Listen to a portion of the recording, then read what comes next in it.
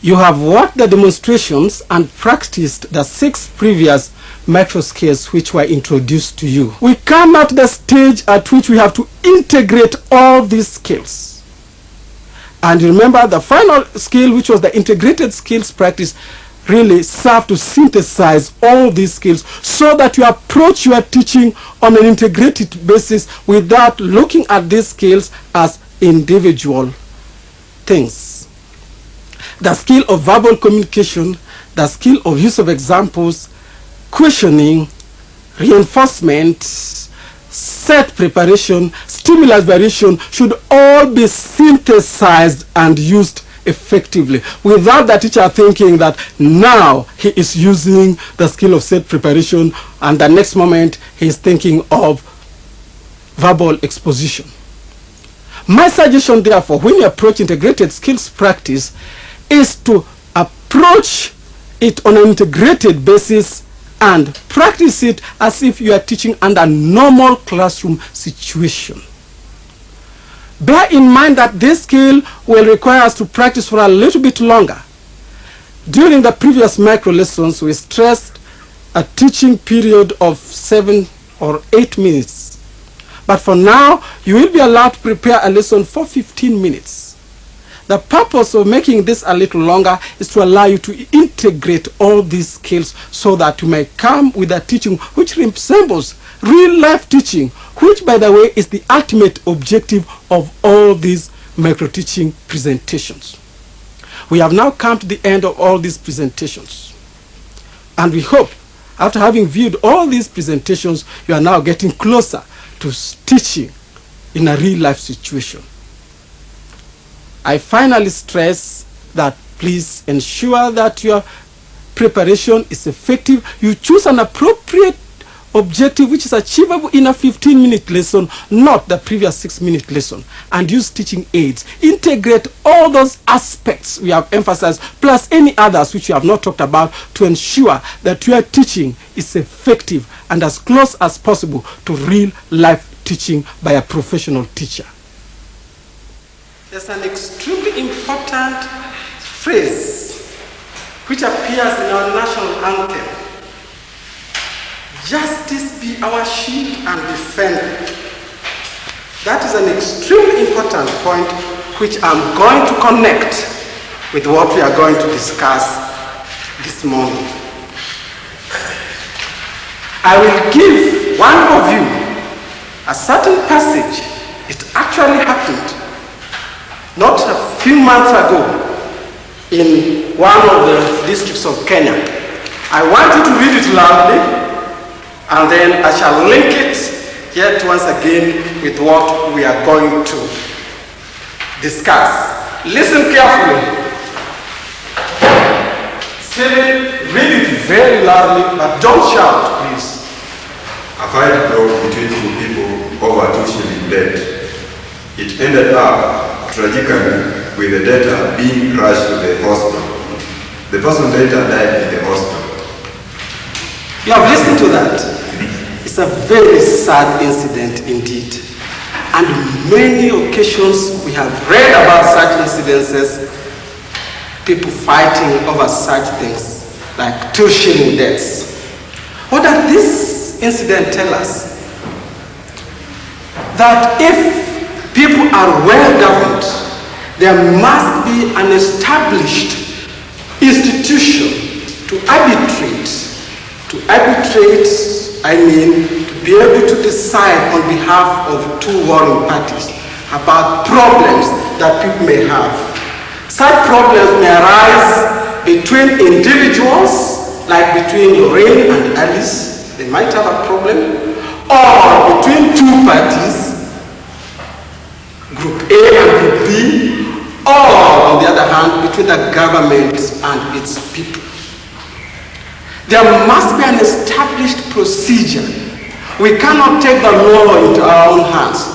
If people are well governed, then there must be a procedure for making sure that such problems are settled and fairly settled so that everyone feels that justice has been done. The lesson today, therefore, is going to deal with the structure of the judiciary.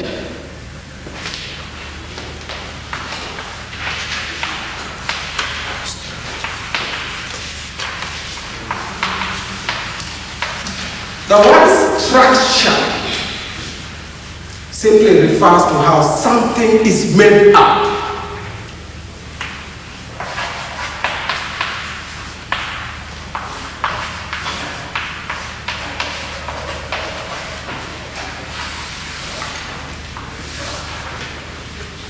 And I want you to remember, yes, there is an incident which occurred fairly recently at which the President of the Republic of Kenya participated in after the death of the late Chief Justice of Kenya. Can somebody remind us about this incident? What did the President do recently? I don't want Stephen alone, I want another person. It occurred not more than 5 days ago. What was it? What did the President do recently? It is very important and is connected with justice in this country. Right, Stephen, I shall ask you, is he again? Umolo, please tell us loudly, please. He appointed a new Chief Justice. Thank you very much indeed. He appointed a new Chief Justice. The Chief Justice is the head of the judiciary. The judiciary is an organ which is given the power, as I said earlier, to arbitrate, to judge over problems that the citizens or parties or individuals face within the nation. I want one of you, if it is possible, having read papers, and this has occurred many times, to tell us the similar kind of problem that Stephen read about, that you might have read from the papers. People fighting or wrangling or carrying. Can you remember any that you have read about? There are so many people fighting over that. Something happening which is unfair to the other party. Right. Yes. It's a case where a family had a land scuffle whereby the elder of the home slashed the eldest son, his first son, his first born, to death, just over a small land. Nice. It was injustice. Nice answer, Gige. That's very nice. It's another example where people, instead of going to the established organ to decide on their problems, they decide to act on their own. And this is not, in fact, something that a well-governed community will appreciate. Today, therefore, we are going to look at how the judiciary is made up. And there are 3 levels of the judiciary. We are going to deal with what we call the lower courts. The lower courts.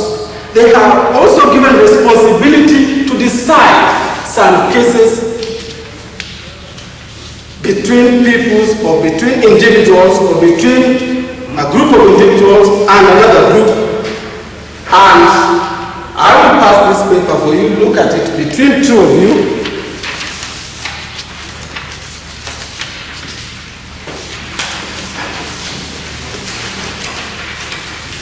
Share that one.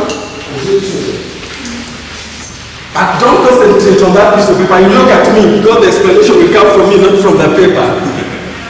Right. What did I say? The word structure means, because that is exactly what we want to do. Yes. Umondi? You said the word structure means the way all things are made up. Good. It means how things are made up. And therefore, when I talk about the judiciary, and looking at how the judiciary is made up, starting from the lower courts, right up to the higher courts. So we have what we call the lower courts,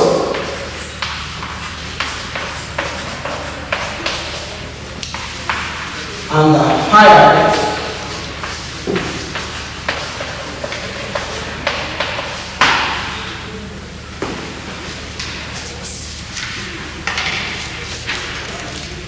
The lower courts are made up of the district magistrates' courts.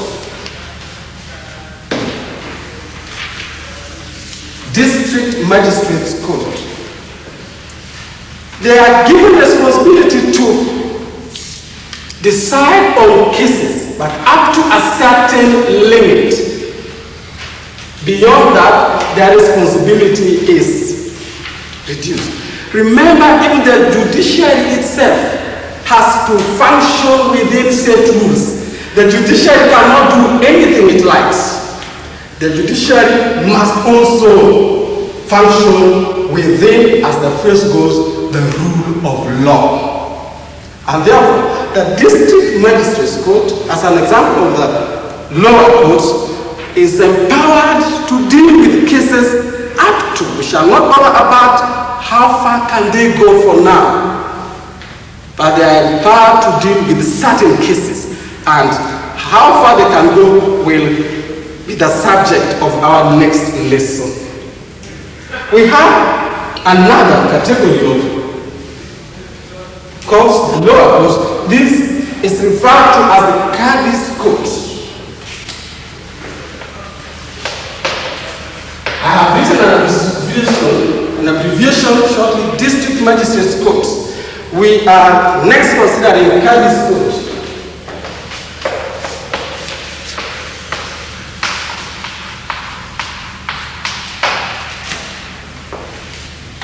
I'm sure we have one or two Muslims around here. Can someone tell us what a Cadi's court is expected to do? What are its functions? Yes, Muganda. The Cadi's court is concerned with things like concerned with Muslims, religion, if there is a problem within the community or about inheritance, then the cases are taken to Cadi's court. Fine answer. A Cadi's court is concerned with religious matters, issues concerning marriage problems, succession, and so on. You have often heard even exaggeration that in a Cadi's court people can go and just say, I divorce you, I divorce you, I divorce you, and then the lady is divorced. It may not be as simple as people tend to think it is so. There are certain established procedures for doing this, but as Muganda has rightly said, the Cadi's court is concerned with issues affecting Islam as a religion, succession and marriage laws, which sometimes occur outside the jurisdiction of the normal court cases and therefore require a special court to deal with. So those are examples of lower courts. We now come to the higher courts. And the next one we deal with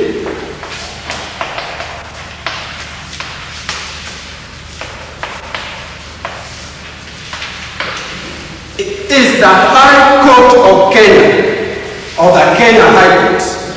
The Kenya High Court has what we call unlimited jurisdiction. The word jurisdiction is rather big, but since it simply means it has the authority to try all kinds of cases. All kinds of cases. It has no restriction. And it also serves as a court of appeal. Remember that. The High Court has a unique position in which it serves as a court of appeal as well, and it can also try cases. When we go to the very pinnacle of the court, we have the Court of Appeal.